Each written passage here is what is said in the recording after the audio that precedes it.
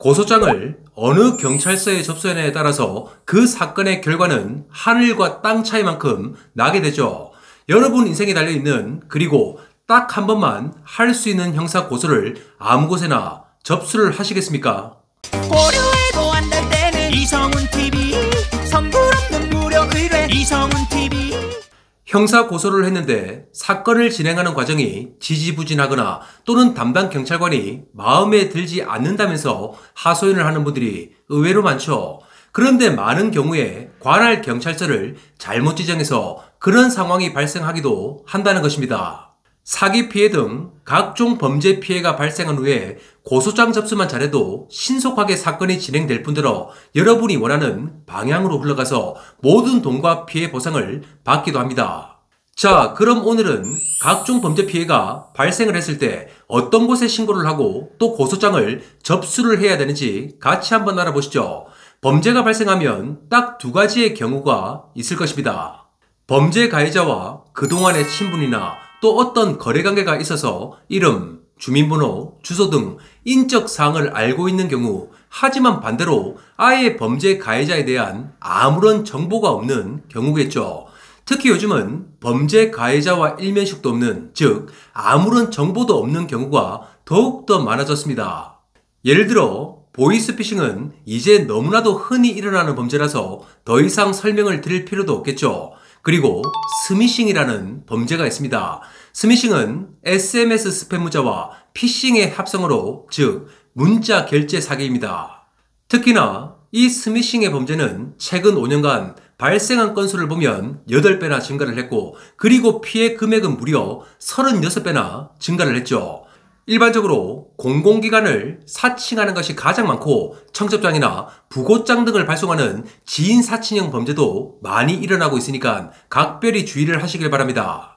자, 이런 범죄는 거의 대부분의 범죄자들과 일면식도 없거니와 또한 중국 등의 해외 범죄 조직들이 대포폰 및 대포 통장을 사용하는 경우라서 1분 1초가 급한 사건입니다. 이런 피해가 발생을 했다면 신속하게 가까운 경찰서로 달려가서 신고를 하고 또 송금된 돈이 인출되기 전에 계좌 지급 정지 등을 해야겠죠. 그리고 또 정말 많은 비중을 차지하는 범죄가 폭행 사건이죠. 예를 들면 술자리에서 다른 테이블에 있는 사람과 시비가 붙어서 폭행을 당하는 경우, 또는 노상에서 묻지마 폭행을 당하는 일도 우리 주변에서 종종 일어납니다. 이런 경우 범죄 가해자와 일면식도 없을 것이고 당연히 이름이나 주소, 주민번호 등은 알 수조차 없겠죠. 이런 피해를 당한 경우에는 가해자의 도주 우려가 있고 또한 CCTV 확보나 주변의 증언도 필요하기 때문에 신속하게 112 또는 사건 발생지 관할 경찰서에 신고를 하셔야 합니다. 그 외에도 절도사건, 사이버 범죄, 각종 성범죄 등의 경우 범죄 가해자에 대한 아무런 정보가 없는 경우가 대부분일 것입니다. 이런 범죄는 현장의 증거 및 DNA 채취 등의 골든타임이 존재하기 때문에 범죄 발생 장소 관할 경찰서에 재빠르게 신고를 하시면 되겠죠. 자, 그럼 이제 두 번째는 범죄 가해자를 알고 또한 인적 사항까지 알고 있는 경우입니다. 일반적인 사기 사건 같은 경우 상대방의 인적 사항을 알고 있는 경우가 많죠. 우리나라는 전체 범죄 중에 사기 범죄가 차지하는 비중은 30%가 넘습니다. 한 예로 지난해 발생한 사기 범죄는 42만 9,949건으로 우리 대한민국 역사상 가장 많은 사기 범죄가 발생을 했다는 거죠. 일반적인 사기 범죄는 평소 알고 지낸 친구나 주변 지인, 또 거래처 등 가까운 관계에서 일어나는 경우가 대부분입니다. 그런데 사기 피해를 입었다고 해서 무작정 그냥 가까운 경찰서에 고소장을 접수를 하면 될까요? 하지만 절대 그렇게 하시면 안 된다는 것입니다. 예를 들어 사기 피해자분이 서울에 살고 반대로 범죄 가해자인 피고소인이 부산에 주소를 두고 거주하는 경우라고 해보겠습니다. 자, 그런 경우 편의상 고소인분이 사는 곳 가까운 경찰서에 고소장을 접수하게 된다면 모든 사건이 꼬여버리고 또 내 뜻과는 전혀 다른 결과가 나오기도 한다는 거죠. 결론만 먼저 말씀을 드린다면 사기 피해를 당한 경우 무조건 피고소인 주소지 관할 경찰서에 접수를 하셔야 한다는 겁니다. 자, 그 이유에 대해서 간단하게 딱 두 가지만 알아보시죠. 첫 번째는 사건의 이송입니다. 예를 들어 고소인이 본인 주소 관할 경찰서에 고소장을 접수를 한다고 해도 피고소인 주소지 관할 경찰서로 사건 자체가 이송되는 것이 일반적입니다.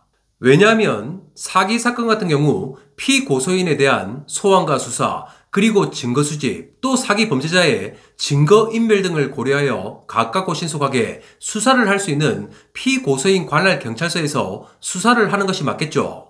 그런데 만약 고소인분이 사시는 곳 가까운 경찰서에 접수를 했다가 사건이 이송이 된다면 또 새로운 담당자가 배정이 될 때까지 길게는 한 달 가까운 시간이 소요가 되는 경우가 있다는 겁니다. 그 시간은 사기 범죄자들이 준비와 방어를 하고 또 돈을 전부 빼돌리는 데 있어서 충분한 시간이 될 수가 있겠죠. 사기 사건 같은 경우 정말 속도전이기 때문에 증거와 재산을 다 은닉하지 못하도록 그 골든타임을 놓쳐서는 안 됩니다. 두 번째는 사건이 이송되면 새로운 담당자에게 배정이 된다는 것입니다. 일반적으로 고소장을 접수하게 되면 우선 고소인 조사를 먼저 하게 되죠. 고소인의 고소한 내용과 또 사실관계를 확인하고 또 추가적인 증거 확보와 수사 방향을 설정하는 데 있어서 고소인 조사는 정말 핵심이 됩니다. 예를 들어 고소인 주소지 가까운 경찰서에 고소장을 접수하게 되면 담당 경찰관분과 많은 소통을 하고 또 그 사건에 관한 전반적인 경위나 내용 등을 전부 전달하겠죠. 또한 경찰 수사도 사람이 하는 일인데 고소인의 억울한 사연과 지금의 안타까운 현실을 경찰관분이 듣다 보면 더 철저하게 조사를 해야 되겠다는 의지도 생기고 또 인간적이고 우호적인 감정도 생기기 마련입니다.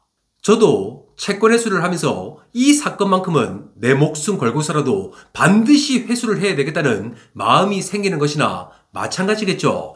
자, 그런데 고소인 조사만 받고 피고소인 주소지 관할 경찰서로 사건이 이송이 된다고 한번 생각을 해보겠습니다. 그럼 우선 새로운 담당 경찰관분이 사건을 배정받고 검토를 해보겠죠. 그런데 고소인 조사가 다 되어 있기 때문에 따로 부르지 않고 피고소인만 소환을 해서 조사를 하는 경우가 많을 것입니다. 경찰에 출석한 피고소인은 자신은 죄가 없다며 자기 방어적으로 유리한 진술을 하는 것은 당연하겠죠. 기존 담당자 같은 경우 고소인과 면밀한 소통을 통해서 사건의 맥락을 확실하게 알고 있지만 변경된 담당자는 사건의 흐름을 제대로 파악하지 못할 수도 있을 것입니다. 또한 고소인의 억울하고 안타까운 사정이나 상황, 그리고 인간적인 관계가 없다 보니까 서류만 보고 판단을 하겠죠. 자, 그렇게 되면 고소인의 추가 반박이나 또는 보충 진술을 할 기회조차도 없이 수사를 종결하고 불송치, 즉 혐의 없음으로 종결해버리는 상황이 발생할 수도 있다는 것입니다. 그래서 많은 범죄 피해자, 즉 고소인분들이 고소를 한 후에 답답한 심정과 불만을 토로하는 것이기도 하겠죠. 자, 만약 힘들게 고소한 사건이 혐의 없음으로 종결이 되어버리면 어떤 상황이 발생을 할까요? 당연히 범죄 가해자는 자신이 죄가 없다며 더욱더 당당하게 나올 것이고 오히려 자신이 피해자라고 주변에 떠들고 다니면서 이제 감정이 상해서 절대 돈을 못 준다고 하는 것이 대부분입니다. 사기 피해자분들 꼭 명심하십시오. 하나의 사건은 한 분의 경찰 담당자분이 담당을 하고 끝까지 마무리하는 것이 고소인분들에게 분명 유리합니다. 결론적으로 허송세월을 낭비할 필요가 없이 사건의 원활한 처리를 위해서는 다소 멀리 있다고 하더라도 피고소인 주소지 관할 경찰서로 고소장을 꼭 제출하시길 바랍니다. 오늘 영상도 도움이 되셨다면 구독과 좋아요를 부탁드리겠습니다. 이상 돈을 받게 도와주는 돈도의 이성훈이었습니다. 감사합니다.